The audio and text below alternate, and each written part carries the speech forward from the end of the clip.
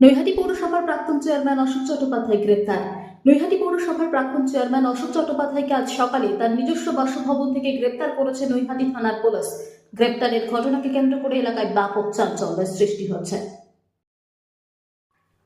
নৈহাটি পৌরসভার প্রাক্তন চেয়ারম্যান অশোক চট্টোপাধ্যায় গ্রেপ্তার। নৈহাটি পৌরসভার প্রাক্তন চেয়ারম্যান অশোক চট্টোপাধ্যায়কে আজ সকালে তার নিজস্ব বাসভবন থেকে গ্রেপ্তার করেছে নৈহাটি থানার পুলিশ। গ্রেপ্তারের ঘটনাকে কেন্দ্র করে এলাকায় ব্যাপক চাঞ্চল্যের সৃষ্টি হচ্ছে।